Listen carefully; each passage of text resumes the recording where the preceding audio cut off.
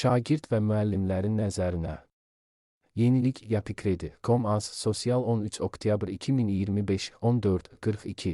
Hazırda tətbiq etdiyimiz rəqəmsal məktəb platformasında yaxın gələcəkdə şagird və müəllimlərə dəstək məqsədilə 2 süni intellekt agenti istifadəyə veriləcək. Demokrat az xəbər verir ki, bu fikirləri Təhsil Sisteminin İnformasiyalaşdırılması İdarəsinin rəisi Vüsal Xanlarov Cəbəcə Azərbaycan kanalında yayımlanan davamlılıq və inkişaf verilişində səsləndirib. O bildirib ki, Elm və Təhsil Nazirliyinin bütün fəaliyyəti şagirdləri, onların gələcək peşə fəaliyyətlərini hazırlamağa yönəlib. Bugün artıq elə bir sahə yoxdur ki, o sahəni, o cümlədən təhsili süni intellektsiz təsəvvür etmək mümkün olsun.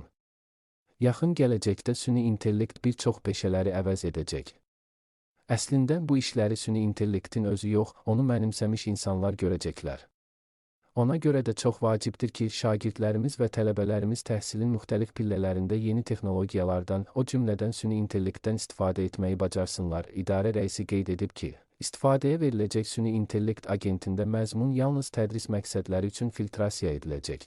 Süni intellekt agentləri öz funksiyasını anlayaraq şagirdlərə məktəbdə tam başa düşmədikləri və ya natamam mənimsədikləri mövzuları izah etmək üçün fəaliyyət göstərəcək. Digər süni intellekt agenti isə müəllimlərə kömək məqsədilə hazırlanır.